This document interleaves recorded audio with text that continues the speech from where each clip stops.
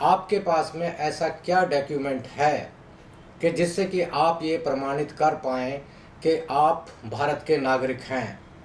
ज़रा सोचिए और मुझे बताइए कि आपके पास में ऐसा क्या डॉक्यूमेंट है? क्योंकि जब हम बिहार में स्पेशल इंटेंसिव रिवीजन की बात कर रहे हैं, तो चुनाव आयोग ने उन सभी डॉक्यूमेंट्स को खारिज कर दिया है जो ये बता सकते हैं कि आप भारत के नागरिक हैं। यानी आपके पास अगर आधार कार्ड है तो वो नागरिकता का प्रमाण पत्र नहीं है, अगर आपके पास में वोटर कार्ड है तो वो भी नागरिकता का प्रमाण पत्र नहीं है, अगर आपके पास में राशन कार्ड है तो वो भी नागरिकता का प्रमाण नहीं है, और अगर आपके पास में बिजली पानी का भी बिल है तो वो भी आपकी नागरिकता का प्रमाण नहीं है। तो फिर आपके पास में ऐसा क्या प्रमाण है? ये बात बताने में दरअसल खुद चुनाव आयोग भी असमर्थ है, भारत सरकार भी असमर्थ है। अगर हम भारत सरकार की वेबसाइट पर ये देखें, जैसा कि आप देख सकते हैं कि जो भारत का नागरिक होगा उसको नागरिकता दो तीन तरीके से प्राप्त की जा सकती है कि आप यहाँ पर आपका जन्म हुआ है, आप रजिस्टर्ड करा सकते हैं, और अगर आपकी यहाँ पर शादी हुई है और काफ़ी समय से आप रह रहे हैं, जैसा कि जो नागरिकता अधिनियम जिसको CAA अभी पास किया गया था, उसमें जो भारत के आसपास के देशों से आए लोगों को तकरीबन 6 साल अगर वो रहते हैं तो उनको भारत की नागरिकता प्राप्त हो जाएगी। और से एक सबसे बड़ी बात ये है कि अगर आप के पास में ये नागरिकता के प्रमाण पत्र नहीं है तो फिर ऐसे क्या प्रमाण पत्र होंगे या क्या प्रमाण होगा कि जिससे कि आप ये साबित कर पाएंगे कि आप भारत के नागरिक हैं? ये सवाल सिर्फ बिहार का नहीं है, पूरे देश का है। क्योंकि अगर आप बिहार में जैसे स्पेशल इंटेंसिव रिवीजन चल रहा है और बिहार में जैसा कि बहुत सारी पॉलिटिकल पार्टी कह रही हैं कि लगभग 85 लाख लोगों के वोट काट दिए गए हैं या काटने जा रहा है चुनाव आयोग, तो ऐसे में क्या वो भारत के नागरिक नहीं रहेंगे? हालांकि इस बारे में एक बहुत पहले एक केस हुआ था जिसको हम Kuldeep Nair versus union of India 2006 में, जिसमें सुप्रीम कोर्ट ने ये कहा था कि वोट डालना एक कॉन्स्टिट्यूशनल राइट है, फंडामेंटल राइट नहीं है। कॉन्स्टिट्यूशनल राइट्स जो होते हैं वो कुछ शर्तों के साथ में जुड़े हुए होते हैं। यानी जैसे कि आपकी उम्र 18 साल की हो जाए, ठीक है, और आप भारत के ही नागरिक हैं, फिर वही बात आ जाती है कि अगर आप भारत के नागरिक हैं और 18 साल के हैं तो आपको वोट डालने दिया जाएगा।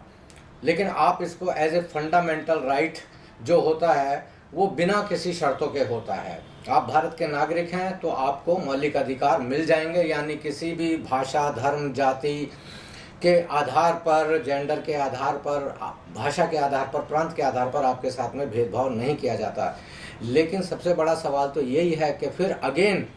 आप ये कैसे साबित करेंगे कि आप भारत के नागरिक हैं? और ये सिर्फ बिहार में नहीं होने जा रहा है, जिससे कि लोग सोच रहे होंगे कि शायद ये बिहार में ऐसा हो रहा है। बिहार में बहुत सारे बांग्लादेशी आ गए हैं या म्यांमार के लोग आ गए हैं या रोहिंग्या आ गए हैं। तो भाई सबसे पहली तो बात ये है कि उनको वहाँ बसाने में जितना हाथ बिहार के या किसी भी राज्य के लोकल प्रशासन का होता है, उससे भी बड़ा हाथ जो होता है वहाँ की केंद्र सरकार का होता है। और केंद्र सरकार के हाथ में ही बॉर्डर आदि होता है। तो वो लोग जब बॉर्डर पार करके आ गए तो इसका मतलब ये है कि इसमें भारत सरकार की ही शय है। लेकिन सवाल ये है कि फिर वही बात आ जाती है कि अगर आप भारत के नागरिक हैं तो आपके पास में क्या प्रमाण पत्र है? अब आप एक बात सोचिए कि अगर आप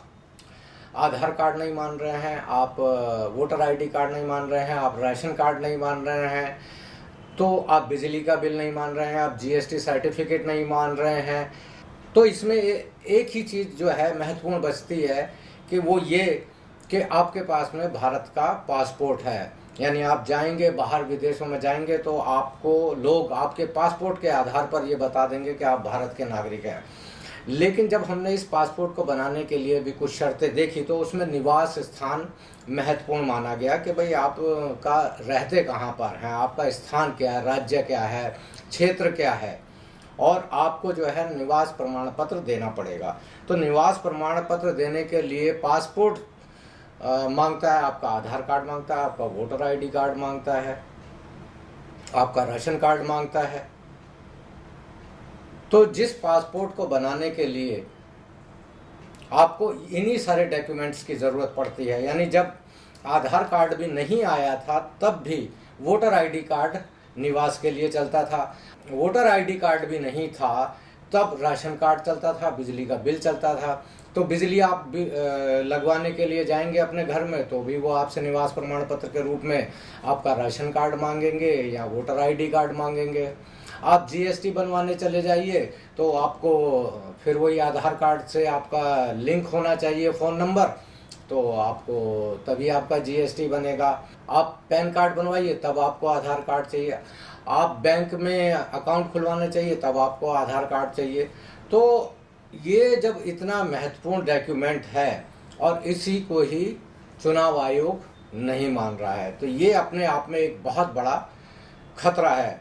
और हालांकि ये बात सही है कि संविधान की जो आर्टिकल है 324 में 324 में और 324 से लेकर 329 तक ये चुनाव आयोग को अधिकार दिए गए हैं कि वो वोटर्स की जो है वेरिफिकेशन करे, उनसे उनका ये प्रमाणित करे और वोटर लिस्ट की शुद्धि करे। शुद्धि का मतलब ये नहीं होता है कि वो लोगों के वोट काटना शुरू कर देगा। शुद्धि का मतलब ये होता है कि कुछ लोग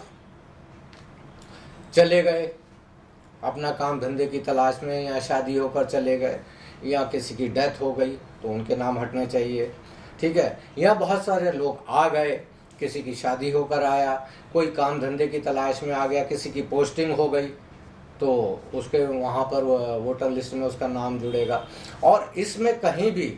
धारा 324 से लेकर 325, 326, 327 कहीं पर भी ये नहीं लिखा है कि चुनाव आयोग किसी का वोट काट देगा, यानी अपनी मर्जी से या अपने तरीके से उसकी नागरिकता को प्रमाणित करके और वो किसी का वोट काटेगा। हालांकि सुप्रीम कोर्ट ने ये कहा है कि आप कौन होते हैं कि आप किसी की नागरिकता को प्रमाणित करेंगे। और हालांकि ये बात 2006 के केस में Kuldeep Nair versus union of India में ये बात भी कहा गया है कि वोट कटने का मतलब ये नहीं है कि किसी की नागरिकता समाप्त हो जाए, लेकिन सवाल तो यही है कि जब आपके पास में अगर वोटिंग राइट नहीं है, आप वोट नहीं डाल सकते हैं और उसका वोट डालने का कोई विशेष कारण नहीं है, कोई प्रमाणिक कारण नहीं है, कोई वैधानिक या संवैधानिक कारण नहीं है, तो आपको वोट क्यों नहीं डालने दिया जाएगा। तो इस केस में जो सीधा सीधा ये जो चल रहा है वो ये चल रहा है कि चुनाव आयोग भारतीय जनता पार्टी की शय पर काम कर रहा है और उसके बनाए नियम अधिनियमों को मानकर और उन पर चलकर वो इस तरह के कानून बना रहा है या इस तरह की प्रक्रियाओं में लगा हुआ है। और सबसे बड़ी बात तो ये है कि भारतीय जनता पार्टी के लोगों में, स्पेशली नरेंद्र मोदी में, इन लोगों में अब एक खास आदत और एक खास प्रैक्टिस पकड़ ली है कि जब भी ये कहेंगे कि भारत माता की जय, संविधान की जय, संविधान को तो अब डॉक्टर अंबेडकर भी आ जाएं वो भी नहीं पलट सकते, और फिर क्या कहते हैं संविधान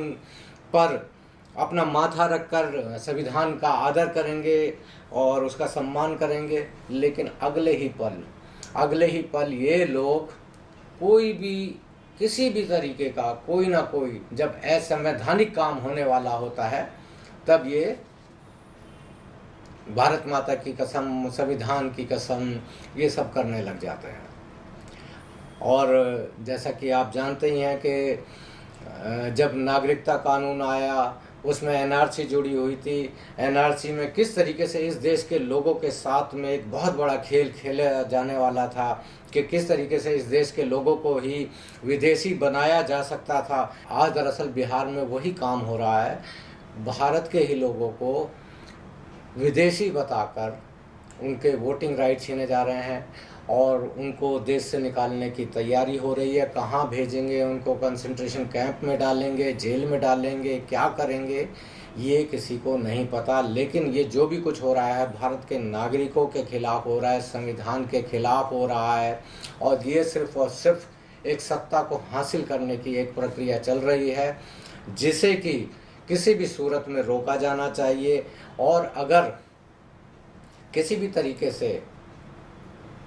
ये नहीं रुक पाता है तो लोगों के पास में सिर्फ एक तरीका रहता है कि सरकार पर, संसद पर वो दबाव डालें, एक जन आंदोलन के रूप में लोगों को समझाएं, बताएं कि भाई ये जो कानून है ये देश के खिलाफ है, लोकतंत्र के खिलाफ है, देश के आम लोगों के खिलाफ है। धन्यवाद।